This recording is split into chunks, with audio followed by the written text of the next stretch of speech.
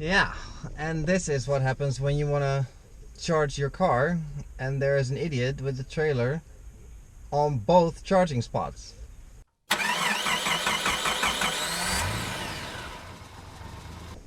What's up guys, Peter here from Reviews on Anything, and today we find ourselves in my parking garage. More specifically, we find my car here.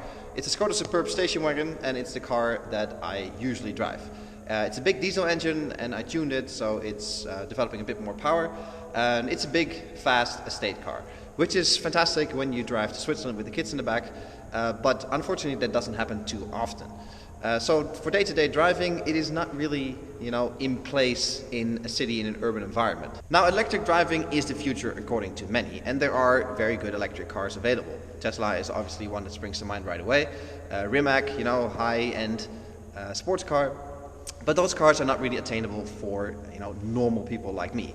The Tesla Model S that you want is probably going to cost you 100 grand, and the Model X that I probably need with 2 kids, you're looking at 200 grand for the one that you actually want.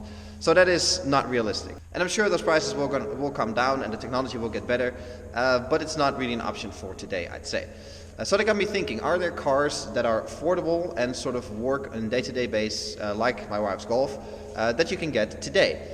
And there's only a handful of examples available. You got the e-Golf, you got the Chevy Bolt, you got the Nissan Leaf, and the Renault Zoe. And that's actually the car we're testing today. Renault here in Eindhoven, Renault Arend has been so kind to lend me a Renault Zoe for a few days to test it out and see what it's like to live with on a day-to-day basis. So this is a very normal trip, I have a big house, I got 2 kids, so I need to go to IKEA often. So this is a very normal kind of drive. It's about 13 kilometers away from here. So there will be a little bit of highway and some parking structure, of course.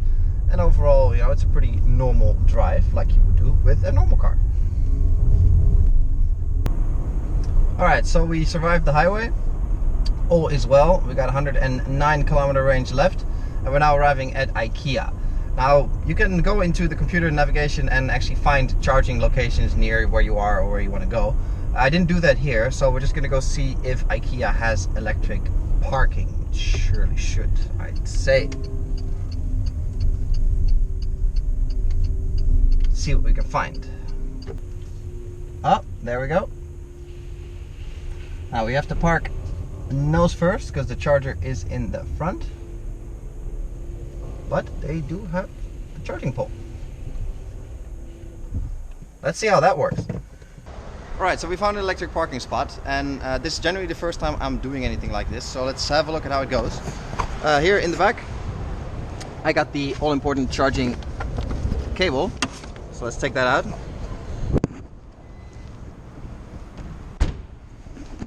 And then obviously here on the wall, in Dutch it says charging only for electric vehicles, so that should be no problem.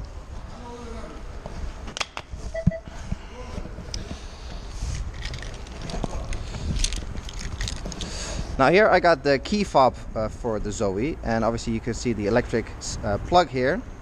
Press that and the Renault logo opens, and right here is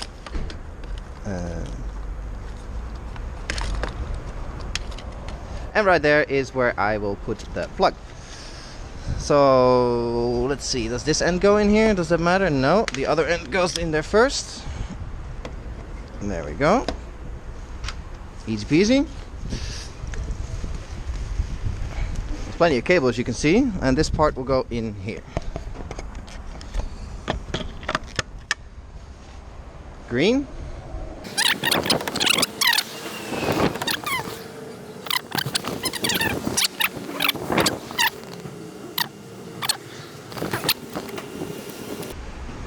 It locks in place. That means nobody can pull out the plug. That looks good too. Okay. It stays green this time.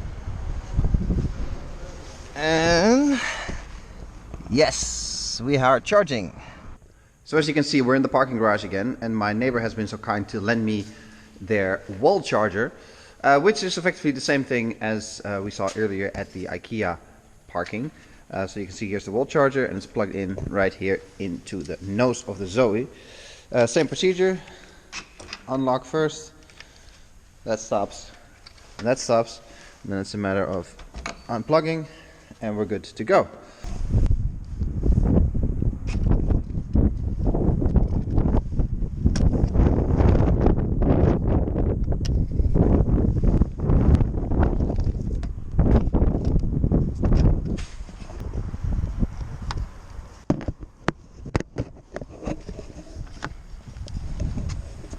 Yeah, and this is what happens when you want to charge your car and there is an idiot with a trailer on both charging spots. Now I do understand that he needs a bit of space with his trailer to park, but how am I supposed to charge my car now? Luckily I still got some battery, but this is not a really good situation. And that's the reality that you have to face when you're driving electric and you want to charge on the go. Now obviously we have to talk about the driving experience. Now obviously I haven't tested this car to its full limits or anything, but it's unnecessary, you know. It's about how you use this car every day, because nobody's going to take this car to a track or talk about understeer or that kind of nonsense. Now overall the driving experience is very nice. You sit slightly higher, you got good visibility, lots of light around you, so you know exactly where you are in traffic, which is important again because this car is obviously designed for the urban environment, so to speak.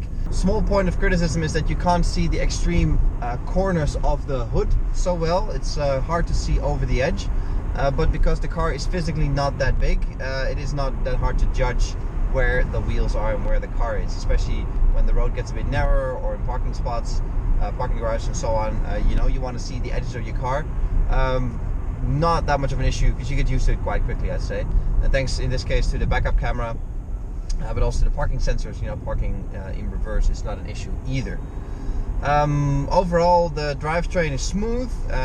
It's a lot more quiet in here than I expected it to be. The engine noise, you're so used to it in driving. I'm 35, so I've been driving engine cars for 17 years, so you're so used to the engine noise being a part of the driving experience, but here it's gone, and so it makes it so quiet in here.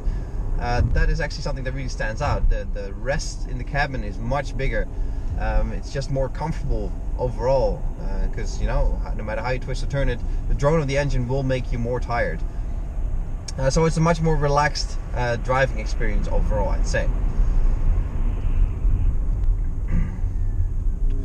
The way the car functions, nothing too shocking. They haven't tried to go all crazy by putting all the controls in the navigation system, for example. It's just conventional, but it looks good, it looks modern, it looks up to date. So good job on Renault there in terms of designing the car, but designing the interior here in particular. Everything's where you expect it to be. Everything works the way you expect it to work. There's a few things that are typically Renault, like the controls here behind the steering wheel for the stereo. That might not be completely 2018 anymore, but they've been doing it for so long that it works really well. So on the other hand, why not? So as we drive back to Auto Arend here in Eindhoven, the question that I set out to answer myself when I was going to try this car for a few days was, how is it like to live with an EV in the real world? And maybe the follow-up question would be, would I want one? And the answer is that I'm completely sold. I like it. I like everything about the electronic drivetrain. The smoothness, the acceleration is fantastic. Absolutely great. I don't mind the charging and the range, because I don't think that's an issue. Even with a relatively small battery pack like this one, you have, let's say, 200 to 300 kilometers range, depending on weather, temperature, and blah blah blah, which is more than plenty. You don't drive 300 kilometers in a day. You just don't. And in and out of town, this car is right at home. It functions, it is designed for this environment, and it functions in this environment. And you will charge it at home or charge it at work or even both, which will, I think, just become a part of your routine. Even for me, testing it for a few days, it already became normal to just park it, press the button, put the plug, and that's it. So if you have a charger at home, it is just a 2-second extra thing that you add to coming home. I like how quick it is. It's certainly not a Rimac or anything that does 100 in under 2 seconds. It's not necessary. It is super zippy in and around town. At traffic lights, you're not going to embarrass Ferraris or anything, but it's certainly quick enough to make people in big BMWs think, huh, where did that little car go? So, it is fast. It does acceleration in a very reliable and predictable way. It goes in and out of town brilliantly. Parking garages and so on, you usually, if you want to charge on the go, you get parking that is closer to the entrance of things, so yeah, you can park there with your EV. So it has, in my opinion, pretty much all upsides, and I haven't really found any downsides of living with this EV. You know, sure, it's gonna be issues with weight because batteries are heavy, so wear and tear on tires. You never know how reliable the battery technology actually is. Is it going to break down? Is there going to be malfunctions and so on? But those are all things to be solved.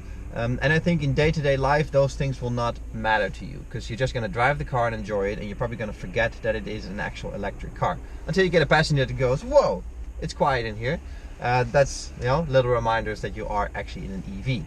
Now, of course, I got to give a big shout out to Auto Arend for lending us this car for a few days.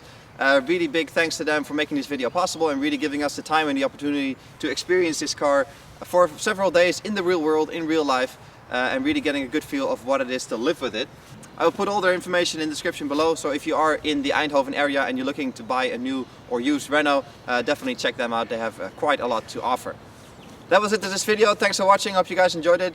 Please subscribe to the channel. That always helps us out a lot, and I'll definitely catch you guys in the next one. Cheers!